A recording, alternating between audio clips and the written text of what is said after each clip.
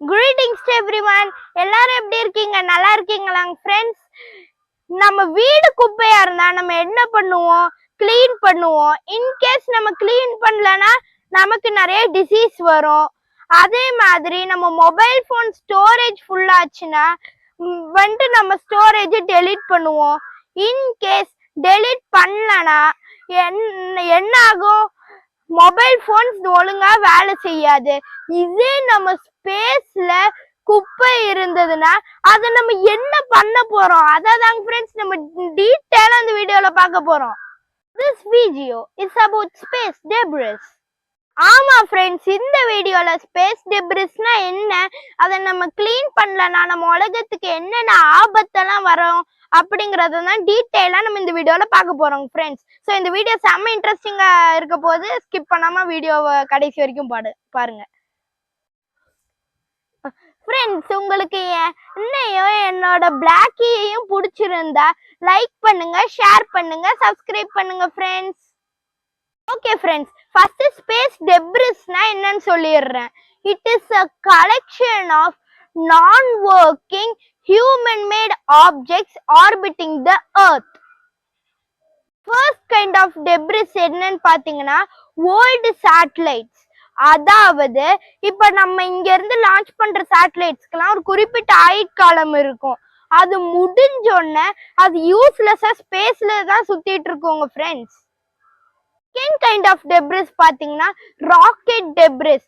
அதாவது இப்ப நம்ம லான்ச் பண்ற ராக்கெட்ஸ் எல்லாம் அதோட சேட்டலைட்ஸ் டெலிவரி முடிஞ்சிட்டு அந்த ராக்கெட்ஸோட பீசஸ் எல்லாமே ஆர்பிட்ல சும்மா யூஸ்லெஸ்ஸா தாங்க ஃப்ரெண்ட்ஸ் சுத்திட்டு இருக்கோம். Example GSLV third stage.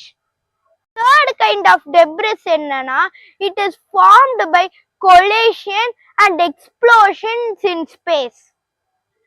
கொல்யூஷன்னா என்னன்னா ரெண்டு ஆப்ஜெக்ட்ஸ் ஒன்னோட ஒண்ணு மோதி சுக்கு நூறா செதறதுதாங்க ஃப்ரெண்ட்ஸ் கொல்யூஷன். இதுக்கான ஒரு கிரேட் எக்ஸாம்பிள் என்னன்னா 2009ல ரஷ்யாவோட ஓல்டு சேட்டலைட் காஸ்மோஸ் 2251, அதோட அமெரிக்காவோட சேட்டலைட்டான இரிடியம் 33 ரெண்டும் ஒன்னா மோதி சுக்கு நூறா thousands ஆஃப் பார்ட்டிகல்ஸா நம்ம எர்த்தை சுத்திட்டு இருக்குங்க ஃப்ரெண்ட்ஸ். இதுதான் கொல்யூஷன். அடுத்தது எக்ஸ்ப்ளோஷன்.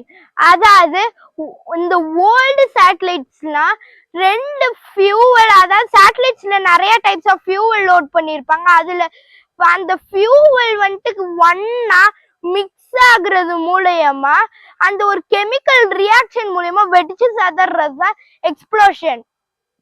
அடுத்தது நம்ம பார்க்க போறது ஸ்பேஸ் டெப்ரிஸோட சைஸஸ். ஃப்ரெண்ட்ஸ், ஒரு பெரிய ராக்கெட்டோட சைஸ் ஒரு 30 ஸ்டோரி பில்டிங் அளவு ஹைட் அண்ட் வெயிட் இருக்கும் ஃப்ரெண்ட்ஸ். அதே மாதிரி ஒரு சேட்டலைட்டோட சைஸ் ஒரு கார் பஸ் அளவு இருக்கும் ஃப்ரெண்ட்ஸ். அதே மாதிரி வெயிட் 5000 to 10,000 kgன்னு இருக்குங்க ஃப்ரெண்ட்ஸ். அப்ப அந்த சேட்டலைட்ஸ் எல்லாம் வெடிச்சு செதறுச்சுன்னா நல்ல பெரிய பெரிய பார்ட்டிகல்ஸா தானே இருக்கும் அப்படின்னு நம்மளாம் நினைச்சிட்டு இருக்கோம். ஆனா அது முற்றிலும் தப்புங்க ஃப்ரெண்ட்ஸ். ஒரு ஸ்பேஸ் டெப்ரிஸோட சைஸ் 1 to 10 சென்டிமீட்டருக்குள்ளதான் இருக்குங்க ஃப்ரெண்ட்ஸ். சில டெப்ரிசஸ் பெரிய பெரிய பார்ட்டிகல்ஸாவும் இருக்கும், சொல்ல முடியாது. ஓகே ஃப்ரெண்ட்ஸ், இந்த மாதிரி சின்ன சின்ன பார்ட்டிகல்ஸ்லாம் நம்ம ஸ்பேஸ்ல என்ன பண்ணிட்டு இருக்குதுன்னு உங்களுக்கு தெரியுமாங்க ஃப்ரெண்ட்ஸ்? இது நம்ம எர்த்தோட ஆர்பிட்ல 25,000 to 28,000 kilometers per hourங்கிற ஸ்பீட்ல சுத்திட்டு இருக்குது. அதாவது உங்களுக்கு புரியுற மாதிரி சொல்லணும்னா ஒரு கன்னை சுட்டா அதுல இருந்து ஒரு புல்லட் வரும் இல்லைங்க ஃப்ரெண்ட்ஸ், அதை விட 10 times ஃபாஸ்டரா சுத்திட்டு இருக்கு ஃப்ரெண்ட்ஸ். இதெல்லாம் ஏன் எர்த்ல உழுகாம ஸ்பேஸ்லயே சுத்திட்டு இருக்குதுன்னு உங்களுக்கு ஒரு டவுட் வரும்ல, அதுக்கான ஆன்சர் இப்போ உங்களுக்கு தெரிஞ்சிரும் ஃப்ரெண்ட்ஸ். இந்த டெப்ரிஸ் டிராவல் பண்ணக்கூடிய ஸ்பீடு காரணமா தான் அது கீழே விழுகிறது இல்ல. உங்களுக்கு புரியுற மாதிரி சொல்லணும்னா ஃப்ரெண்ட்ஸ், இப்ப இந்த கல் இருக்கு பாருங்க, இதை நான் இப்படி ஸ்லோவா இப்படி போட்டேன்னா அதே வந்துட்டு சீக்கிரமா லெஸ் டிஸ்டன்ஸ் டிராவல் பண்ணி கீழே விழுந்துரும். அதே நான் அந்த கல்லு முரட்டுத்தனமா ஃபாஸ்டா தூக்கி போட்டேன்னா அது கொஞ்சம் தூரம் டிராவல் பண்ணி அப்புறமா தான் அதால கிராவிடேஷனல் ஃபோர்ஸ் காரணமா கீழே உழுகும். இந்த மாதிரிதான் ஸ்பேஸ் டெப்ரிஸ் ரொம்ப ஃபாஸ்டா சுத்தி ஆர்பிட் பண்றதுனால அது கீழே விழ மாட்டேங்குதுங்க ஃப்ரெண்ட்ஸ். ஓகே ஃப்ரெண்ட்ஸ், இந்த டெப்ரிஸ் மட்டும் எதுக்கு இவ்வளவு ஸ்பீடா டிராவல் ஆகுதுன்னு உங்களுக்கு தெரியுமா? ஸ்பேஸ்ல இருக்கிற ஏர் ரொம்ப தின்னா இருக்கும் ஃப்ரெண்ட்ஸ்.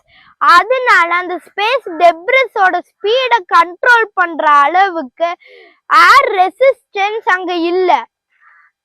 ஓகே ஃப்ரெண்ட்ஸ், இப்ப இந்த டெப்ரிஸ்லாம் கீழே விழுகுமா விழுகாதா அதை இப்ப பாத்துடலாங்க ஃப்ரெண்ட்ஸ். அதாவது லோ எர்த் ஆர்பிட்ல இருக்கிற ஸ்பேஸ் டெப்ரிஸ்லாம் கீழே விழுகும் ஃப்ரெண்ட்ஸ். ஆனா அது விழுகும் போதே நம்ம அட்மாஸ்பியர்ல எரிஞ்சு சாம்பல் ஆயிரும். ஏன்னா அதோட சைஸ் ரொம்ப குட்டியா இருக்குங்க ஃப்ரெண்ட்ஸ். அடுத்தது மியோ, அதாவது மீடியம் எர்த் ஆர்பிட் இல்லனா ஹை ஆர்பிட். இதுல இருக்கிற ஸ்பேஸ் டெப்ரிஸ் தான் கிட்டத்தட்ட 1000 to 10,000 years வரைக்கும் அழியாம சுத்திட்டு இருக்கும். ஸோ இந்த மாதிரி இருக்கிற பெரிய பெரிய டெப்ரிஸ் பீசஸ் சம்டைம்ஸ் எர்த்ல கூட விழுகுங்க ஃப்ரெண்ட்ஸ். அதுக்கு ஒரு எக்ஸாம்பிள் யூஎஸ்ஏவோட ஸ்கைலேப் ஸ்பேஸ் ஸ்டேஷன் ஆஸ்திரேலியால விழுந்துச்சுங்க ஃப்ரெண்ட்ஸ். ஓகே ஃப்ரெண்ட்ஸ், இவ்வளோ நேரமா ஸ்பேஸ் டெப்ரிஸ்னா என்னன்னு டீட்டெயிலா பார்த்துட்டோம். இப்ப இது சுத்திட்டு இருக்கிறதுனால நம்ம எர்த்துக்கு என்ன ப்ராப்ளம்னு பார்க்கலாங்க ஃப்ரெண்ட்ஸ். Number 1, coalition risk. அதாவது இந்த மாதிரி சின்ன சின்ன பீசஸ் கூட இன்டர்நேஷனல் ஸ்பேஸ் ஸ்டேஷன்ல மோதி பெரிய லாஸை ஏற்படுத்தும். நம்பர் 2, சேட்டலைட்ஸை டேமேஜ் பண்ணுங்க ஃப்ரெண்ட்ஸ். நம்பர் 3, இது எல்லாத்த விட முக்கியமான விஷயம், ஜிபிஎஸ் டெஸ்ட்ராய் ஆயிடும். அதாவது இப்ப கார் ஜிபிஎஸ்னா குளோபல் பொசிஷனிங் சிஸ்டம், அதாவது 30 சேட்டலைட்ஸோட ஒரு நெட்வொர்க். இந்த நெட்வொர்க் தான் செல்போன்ஸ், கார்ஸ், ஏரோப்ளைன்ஸ்க்கெல்லாம் சிக்னல்ஸ் அனுப்பும். இந்த மட்டும் ஸ்பேஸ் டெப்ரிஸால டேமேஜ் ஆச்சுன்னா நம்மளுக்கு சிக்னல்ஸும் கிடைக்காது, நான் யூடியூப்ல வீடியோஸ் போஸ்ட் பண்ண முடியாது, உங்களால அது பார்க்கவும் முடியாது.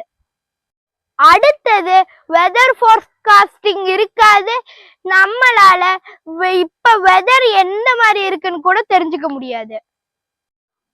அதே மாதிரி இன்டர்நெட் கம்யூனிகேஷனும் இருக்காது.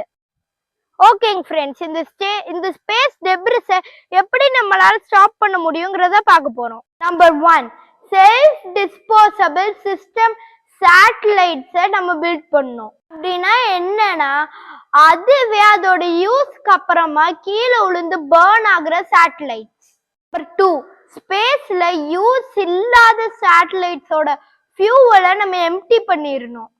நம்பர் 3, யூஸ் இல்லாத சேட்டலைட்ஸை கிரேவ்யார்ட் ஆர்பிட்டுக்கு மூவ் பண்ணணும். கிரேவ்யார்ட் ஆர்பிட்ஸ்னா நம்மளோட ஒர்க்கிங் சேட்டலைட்ஸ் இருக்கிற ஆர்பிட்ல இருந்து ரொம்ப தூரமான ஆர்பிட்ஸ். அடுத்தது ரோபோட்டிக் ஆர்ம்ஸ், நெட்ஸ் அண்ட் மேக்னெட்ஸை யூஸ் பண்ணி டெப்ரிஸை கிளியர் பண்றது. இப்ப நான் சொன்ன ஒரு சில ஒர்க்ஸ் எல்லாம் கரண்ட்ல ஒரு சில ஸ்பேஸ் ரிசர்ச் ஆர்கனைசேஷன்ஸ் எர்த்ல இருந்து பண்ணிட்டு இருக்காங்க. அந்த ஸ்பேஸ் ரிசர்ச் ஆர்கனைசேஷன்ஸ்லாம் என்னென்னு இப்ப உங்களுக்கு சொல்றேன். NASA, ESA, JAXA, Roscosmos and ISRO. as well INGC, a group of 13 space research organizations working together to clear the space debris. Okay friends, இவ்வளோ நேரமா நம்ம ஸ்பேஸ் டெப்ரிஸ்னா என்ன டீட்டெயிலா பார்த்தோம். ஒரே வரியில பொரியிற மாதிரி சொல்லணும்னா நம்ம எர்த்தை நம்ம பொல்யூட் பண்ணி முடிச்சிட்டோம். சரி, வேற எங்க பொல்யூட் பண்ணலான்னு பிளான் போட்டு ஸ்பேஸ் பொல்யூட் பண்ணிட்டு இருக்கோம். Okay friends, thank you so much for watching my video. If you really like my video, then like, share and subscribe. Meet you in another science fact video. Bye.